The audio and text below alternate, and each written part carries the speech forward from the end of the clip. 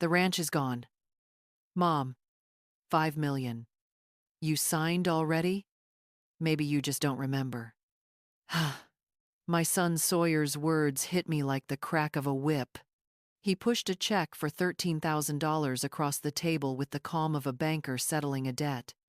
13,000 for the land my husband and I had bled into. For the fences we hammered into frozen ground. For the barn that once echoed with our laughter. If you're watching this, subscribe and let me know where you're watching from. Because this isn't just about money. It's about betrayal, about how a son can forget the hands that raised him, and how a mother refuses to vanish quietly. My name is Penelope Hayes, and I am 68 years old. I was never handed comfort or wealth. Every acre of this ranch was earned by grit. I can still see my husband on that first winter morning, boots sinking in frost, driving posts into earth that resisted us at every turn. His gloves tore, his palms bled, but he kept digging. I hauled wire beside him, stretching until my arms ached, praying that the soil would forgive us and give something back. This place became our marrow. The barn beams held not just timber, but vows we whispered when no one else heard. The horses were not livestock. They were our heartbeat in motion. I patched fences by lantern light while he counted calves, both of us praying the numbers would cover hay. When we came up short, I stitched quilts, bought pies, and sold them at county fairs. He drove his body until it bent, and I drove mine until it broke. Because that is what it meant to keep a dream alive. When he died, the ranch became my only companion. At 5:30 each morning, I still rose. The kettle still trembled on the stove. The horses still called out from their stalls. Grief threatened to hollow me out. But the land kept me upright. Every routine, every ritual, was a defiance. This soil was not just earth. It was memory, marriage, and the backbone of a life lived hard. And now my son stood in the same kitchen we had built together, speaking in tones so smooth they could cut. He said I was too old, too frail, that an apartment in town would be safer. He spread the documents in front of me, signatures scrawled across them. My name, but not my hand. My life rewritten by ink I never touched.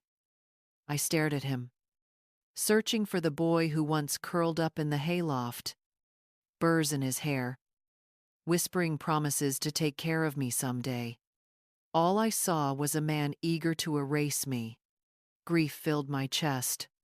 But grief is heavy, and heaviness can anchor. Beneath it, something sparked, an ember of rage that had not burned out yet. And in that ember, I realized he may have stolen my signature, but he had not stolen my will. Humiliation does not always arrive with shouting. Sometimes it slips in quietly, carried on whispers, smiles that fade when you walk past, and doors that close a second too quickly. That was how the days felt after Sawyer slid the forged papers across my kitchen table. The air itself seemed to shift. The ranch, once alive with belonging, now felt like a place waiting for me to leave.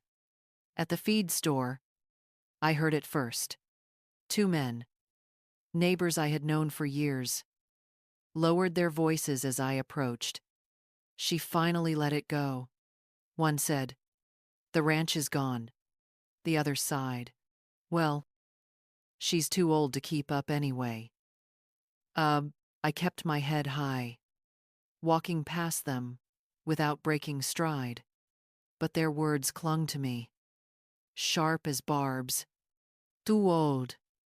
Gone. It grew worse. At the diner, women at the counter gave me those practiced looks. pity, disguised as kindness.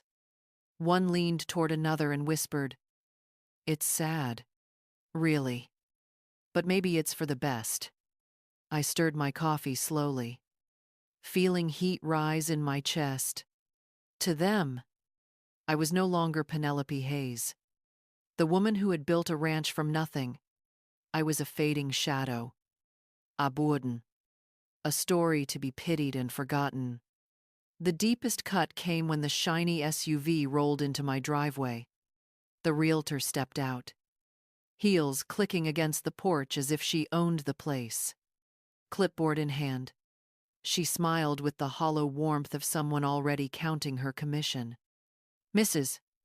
Hayes," she said briskly, "I'm here for the property evaluation. The buyers are eager to move quickly." Buyers. The word rang in my ears like a gunshot. She walked the land, scribbling notes as if the barn was just square footage, the porch just lumber, the fields just acres of potential profit. She didn't see the winters my husband and I survived here, or the summers where every blade of grass was a miracle. She didn't hear the echoes of children's laughter in the hayloft, or the prayers whispered over sick calves.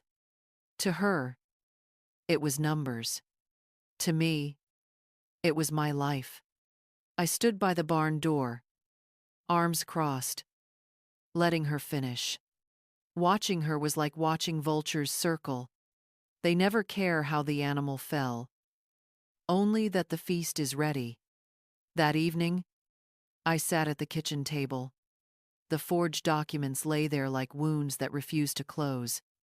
Next to them sat the check, $13,000, pale and insulting against the wood grain. My hand found the chipped coffee mug, my husband's old one. I lifted it, felt the crack along its rim, scarred but unbroken, just like me. Sawyer thought humiliation would bury me. He thought whispers would crush me into silence. But humiliation can harden into something sharper: resolve. As dusk spread across the land, I whispered into the quiet kitchen, "This ranch doesn't break easy, and neither do I." The night before Sawyer came with his forged contracts, I had received a call that lingered like a shadow over everything. Russell's voice, calm but taut, carried the weight of something he had tried not to say. "Mom," he whispered, "Sawyer's been bragging in town, talking about quick money, about how your signature would be easy to place perpult. He says he already has buyers lined up. He thinks you won't even know what happened until it's done." I froze, clutching the receiver as if it might anchor me.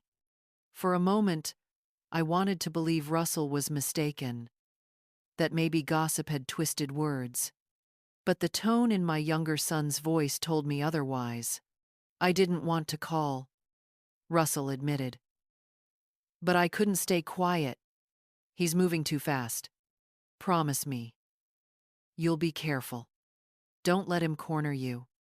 And, Mum," his voice dropped even lower, "talk to a lawyer, please." That warning lodged itself inside me. It was the difference between shock that destroys and shock that prepares. When Sawyer came days later with his smooth explanations, his check, and his counterfeit papers, I already knew. His arrogance was a mask. His betrayal was real. The morning after his so-called farewell gift, I drove into town. The sky was low and gray, the kind that pressed against the windshield like a weight. Each mile of the road carried memories. Fence posts hammered with my husband's bare hands. Fields we once coaxed into green when rain refused to come. Every acre asked me the same question: "Will you give up now?" My grip tightened on the steering wheel. "No," I parked outside a law office whose brass letters gleamed against the brick. Clara Jennings, attorney at law. Inside. Clara was younger than I expected. Sharp-eyed, with a presence that cut through hesitation. She listened without interrupting as I told her everything. Sawyer's visit, the forged signature, Russell's warning. My voice trembled once, but her silence gave me space to steady it. When I finished, she leaned forward. "Mrs. Hayes," she said, "this is elder financial abuse. It's one of the fastest growing crimes in this country, and it almost always begins with family." The words burned, but they didn't crush me. They clarified. What Sawyer had done wasn't just betrayal. It was criminal. Clara slid a folder across the desk. "If you sign these documents, the ranch will be placed in a trust. You'll remain lifetime beneficiary. No one, not even your son, can force a sale." I thought of my husband's calloused hands, of nights spent counting calves by lantern light, of the chipped mug waiting at home. My hand did not shake as I signed. When I stepped back into the cold air, the sky hadn't changed. But I had. Sawyer thought he had buried me. He didn't know I had just planted the seeds of his reckoning. When I drove back from Clara's office, the trust documents resting safely in my bag, the world looked different. The fences, the barn, even the frost-hardened fields, they were no longer signs of what I might lose. They were proof of what I had just secured. For the first time since Sawyer laid that insulting check on my table, I felt steady again. That evening, the phone rang. Sawyer's voice poured through the line, smooth as oil. "Mom, I've booked us a farewell dinner," he said. "Denver. One of the best restaurants in the city. It's the least I can do to honor you after the sale. You'll love it." The words stung. Farewell dinner. As if he had already buried me. He thought the evening would be his final triumph. The stage where he could toast to his brilliance, while I nodded along in quiet defeat. I kept my voice calm. "All right," I said. "I'll be there." "Ha!" He didn't hear the steel beneath my words. That afternoon, I opened the cedar chest at the foot of my bed. Folded inside was the red dress I had bought to celebrate my 60th birthday. I had worn it only once, but it had waited, like a flame tucked away for the right moment. I paired it with the pearl earrings my husband had given me on our 20th anniversary. Looking into the mirror, I did not see a widow or a victim. I saw a woman preparing for battle. But even battles need allies. I called Russell first. "I need you at that dinner," I said. "Sit in the back. Don't interfere. Just watch. Witness everything." He agreed without hesitation. Then I called Clara. Her tone was brisk, professional, but beneath it I heard respect. "I'll be there," she promised, "with everything we need." I rehearsed it in my mind. Sawyer, smug and certain, raising a glass to his supposed victory. Me, calm, letting him speak, letting him trap himself in his own lies. And then Clara, arriving at the perfect moment, laying down the evidence piece by piece. A performance, yes, but this one had a script I controlled. Outside, the wind howled against the windows. I stood at the threshold of the barn, watching the horses shift restlessly in their stalls. They knew storms before the sky revealed them. I felt the same suspense thickening, a storm gathering. Sawyer believed he had already won, What he didn't know was that mothers can be patient hunters. And the farewell dinner he planned would be the moment he discovered that his prey still had teeth. The restaurant glittered with chandeliers, polished silver, and white linen. Sawyer had chosen extravagance, the kind of place where every glass of wine cost more than a ranch hand's week of wages. He wanted theater, and he imagined himself the star. He stood when I arrived, his smile too wide, too practiced. "Mom," he said, gesturing to the seat across from him. "You look stunning." His eyes lingered on the red dress, but he misunderstood. He thought it was respect. He didn't know it was defiance. I sat, folding the napkin across my lap. He ordered the most expensive bottle of wine before I could speak. "To new beginnings," he toasted. "Yours and mine." I lifted my glass, but I didn't drink. My silence only encouraged him. He leaned forward, voice lowering into that condescending tone he used when explaining things to people he thought beneath him. "5 million," he said proudly. "Already invested. In 5 years, it'll be 20. We'll be rich beyond anything you ever imagined." His words rang hollow in the glittering light.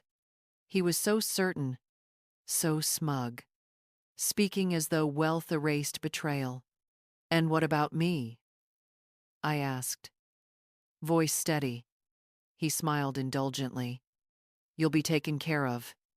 The check I gave you will cover your needs. 13,000 is more than enough. You'll live comfortably in town, away from the burdens of ranch life. No more fences. No more dawn chores. Safe. Safe." He used that word again, like exile was a gift. Then he slid a folder across the table, contracts filled with loops and swirls that imitated my hand. My stomach clenched as I traced the forged letters of my own name. "You signed these weeks ago," he said smoothly. "Maybe you just don't remember." I folded the papers carefully, refusing to let anger spill across my face. "And what company promises such fortune?" "A tech startup in Latin America," he replied, eyes gleaming. "Positioned to dominate. I've made the deal of a lifetime." I nodded, calm, unreadable. Across the room, I caught Russell's eyes watching, waiting. My heart beat steady, like hooves on packed dirt. The trap was nearly ready. Sawyer leaned back, sipping his wine with the confidence of a man who believed the world bent to his will. "You should be proud. Mom, I did this for us." I met his gaze, my voice quiet but sharp. "No, Xavier, you did this for yourself." He didn't hear the storm gathering. He couldn't see the door about to open, because the next act of this dinner wasn't his. It was mine. The air shifted the moment Clara walked through the door. Her heels struck the marble floor with deliberate rhythm, her briefcase swinging at her side like a weapon hidden in plain sight. She wasn't dressed for dinner. She was dressed for war. Xavier's smile faltered. "Mom," he said, his voice tightening. "What is this?" Clara approached the table calmly. "Clara Jennings." She introduced herself, sliding into the empty chair beside me. "Mrs. Hayes's attorney." Sawyer laughed, though the sound rang thin. "A lawyer? At dinner? Really? Mom, this is ridiculous." Clara didn't flinch. She opened her briefcase, pulled out a glossy photograph, and laid it on the white tablecloth. The picture showed Sawyer in his office, pen in hand, signing the very documents he claimed I had signed. His face went pale. That could be anything? He stammered. Paperwork gets mixed up. Mistakes happen. Clara's expression was steel. Mistakes don't transfer $5 million into shell accounts. Mistakes don't forge your mother's name. She slid forward a packet of bank statements. Here are the accounts you used. The money didn't go into a startup. It vanished into fraudulent crypto exchanges. Traced back to you. The restaurant seemed to hush around us. Forks paused. Wine glasses stopped midair. The chandeliers still glittered. But the light now seemed harsher, exposing everything Sawyer wanted to hide. His voice cracked. I did this for the family. For Mom. She can't manage land anymore. I was trying to protect her. Oh, I finally spoke. My tone quiet, but sharp as a knife. Protect me? By erasing me? Savier's hands trembled. He reached for his glass, knocking it against the plate with a sharp clink. Across the room, Russell leaned forward, ready if his brother tried to bolt. Clara pressed another button on her laptop. Sawyer's own voice spilled into the restaurant, cold and calculated. It's easy. Just forge her signature. Once she's out, the ranch is mine. She won't even fight it. Sawyer's eyes widened. Where did you? That's taken out of context. Clara leaned closer. Context doesn't change the truth. You forged. You stole. And you lied. His mask cracked fully then. The arrogance drained, replaced by desperation. Please, Mom, he begged, his voice breaking. Don't let this ruin me. I can fix it. I'll fix everything. But the boy who once bottle-fed calves at midnight was gone. What sat across from me was a man trapped in his own lies, cornered by truth. And for the first time, Sawyer realized the dinner he planned as my farewell had become the stage for his downfall. The room was still, save for the trembling in Sawyer's hands as he clutched the edge of the table. His eyes darted between Clara, Russell, and me, searching for mercy where there was none. For once, the man who strutted through life with easy smiles and quick deals sat cornered like a child caught in the act. Mom, he whispered, voice hoarse. Please, I can undo this. I'll recover the money. Just don't let her take this to the authorities. Clara's gaze didn't waver. This is criminal. Xavier. Forgery. Fraude. Financière exploitation. Any judge would throw the book at you. Russell's voice cut in, low and cold. You didn't just steal money. You tried to steal her dignity. You wanted her erased. Sawyer winced, as if the words themselves were blows. His head dropped, shoulders sagging. I thought I was protecting the family, he muttered. I leaned forward, folding my hands on the table. My voice was quiet, deliberate. No, Xavier. Protecting me would have meant standing beside me. You chose greed. You chose arrogance. And now you'll face the cost. Oh, he looked up. Despérate. What do you want me to do? Tell me. And I'll do it. Oh, the restaurant felt like a courtroom. The chandeliers above our witnesses. The white linens. Our judge's bench. I let the silence stretch before answering. You will return what remains every cent. The $300,000 you still hold will come back. you will sell your house, your car, every luxury you bought with the illusion of success. And then, I said, each word steady as a hammer strike, you will work on this ranch. A full year. No salary, no shortcuts. From before dawn until after dusk. Sawyer's mouth opened, then shut. His jaw worked, but no words came out. He looked at Clara, at Russell, but neither offered him a lifeline. This isn't reconciliation, I continued. This is probation. Fail me once, and the courts will finish what I've started tonight. His face crumpled.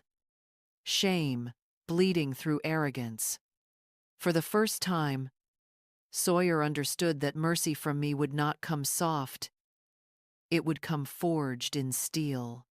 Tears welled in his eyes. Mom, please.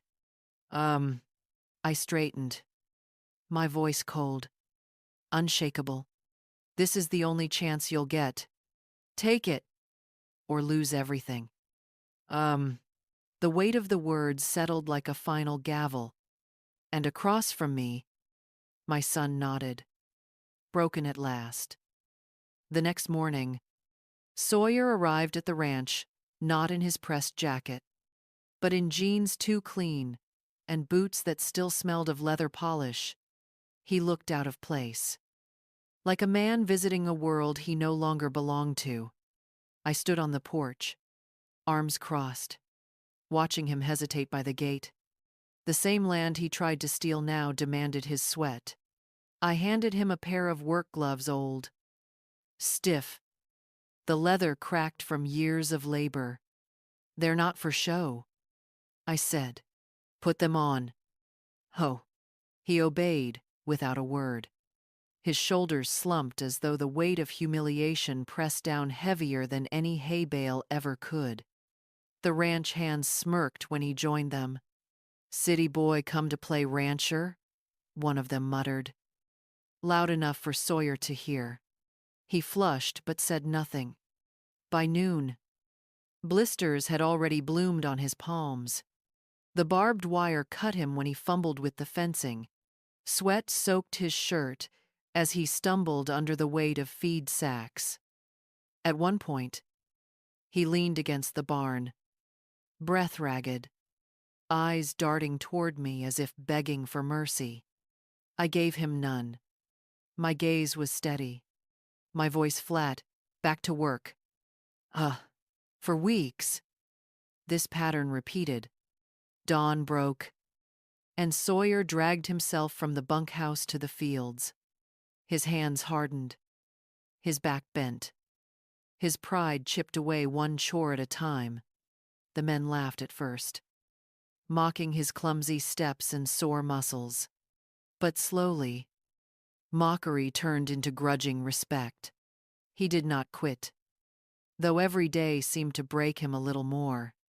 At night, I watched from the porch as he limped back from the fields, shoulders lower, eyes quieter.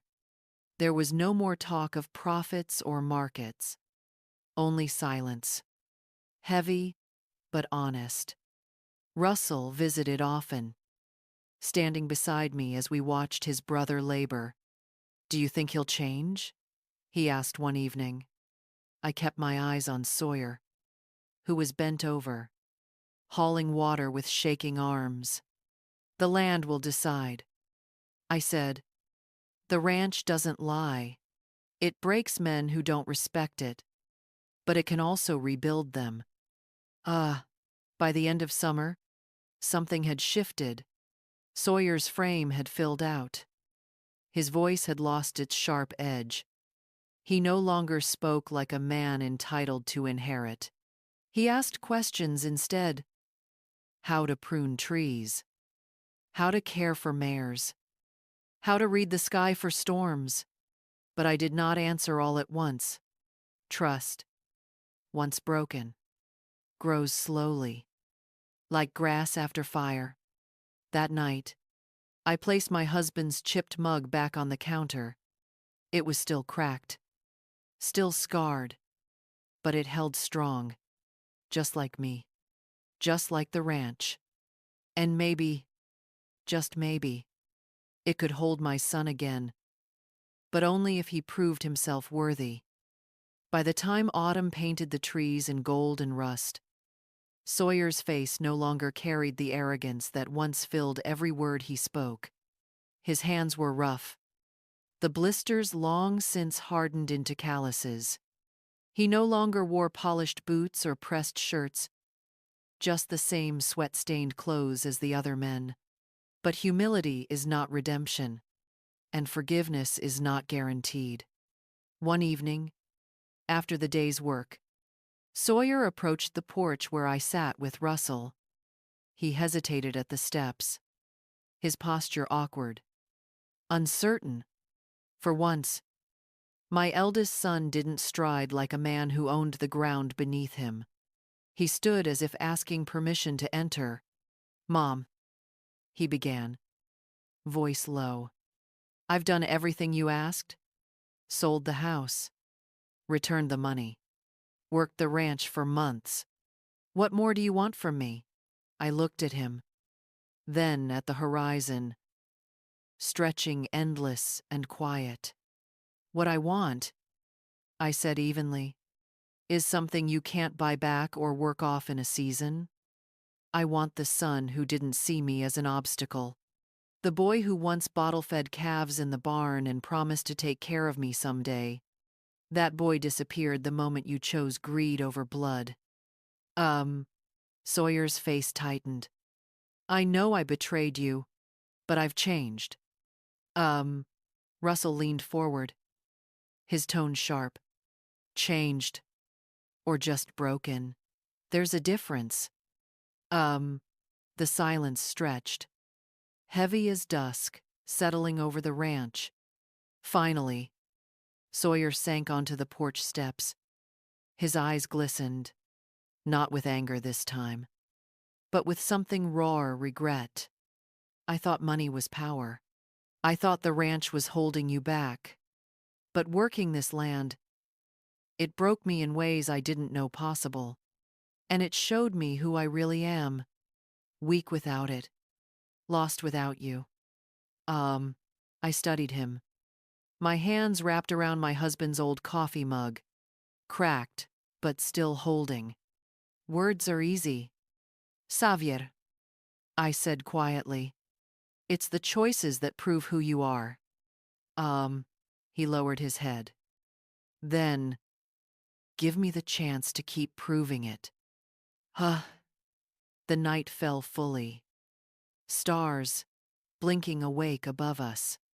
I didn't answer right away. Instead, I let the silence settle, the land itself bearing witness. At last, I rose, leaving the mug on the porch railing. "You'll finish this year," I said firmly. "Every dawn, every chore. After that, I'll decide whether you belong here not as heir, but as worker. The ranch will be your judge as much as I am." Sawyer nodded, his shoulders heavy, but his voice steady. "Yes, Mom." For the first time, humility outweighed pride in his tone. It was not victory, but it was the beginning of something that might be. Winter came, sharp and unrelenting, but Sawyer did not leave. Each morning before the ridge lightened, I heard his boots scrape across the frozen yard. Ekaridai, broke ice for water troughs, and bent his back beneath loads that once would have sent him running. The ranch hands no longer mocked him. They nodded at him as one of their own. Because a man willing to work in the cold dawn earns respect more than any check ever could. At the end of the year, Clara returned to review the agreement. Sawyer had honored every term. He had sold his home, returned every dollar he could, and given 12 months of sweat without complaint. Clara closed the file with a sharp click. Legally, your obligation is complete, she told him. What happens now is up to your mother. Lek. Sawyer looked at me. Waiting for judgment. The arrogance was gone. In its place stood a man weathered by work, his hands rougher than mine, his eyes stripped of excuses. I considered him, then spoke. You may stay. Not as heir, not as owner. As a worker under my supervision, under this land's discipline. Let this ranch teach you the lessons you ignored. That wealth is not in quick deals, but in sweat and honesty. Fail me once, and the law will take what mercy I gave. Do you understand? He nodded, voice hoarse. Yes. Mom. That night, we sat together on the porch. The air was cold, our breaths rising like smoke. Sawyer rubbed his cracked hands and whispered, I once dreamed of being a musician. I buried it under money and pride. Working this ranch again, it reminded me of simpler truths, of who I was before greed consumed me. I didn't answer immediately. Instead, I thought of my husband, of the life we built, of the land that had held us together and nearly torn us apart. At last, I said, dreams don't die, Xavier, but only men of integrity deserve to chase them. Oh, he lowered his head. And for the first time in years, I believed he might have learned, not forgiven, not fully, but perhaps redeemable because redemption is earned, not given. Later, I walked into the kitchen and looked at the wall by the door. A single key hung there, the key to the ranch house, to the life Sawyer once tried to steal. For months, it had been my reminder that I alone decided who crossed this threshold. I touched the key, its metal cool beneath my fingers, and felt the weight of every choice that brought me here. The ranch was the same, but I was not. This time, I was the one holding the key, and I knew no inheritance, no fortune. No contract is worth more than the values we pass on honesty, work, and respect.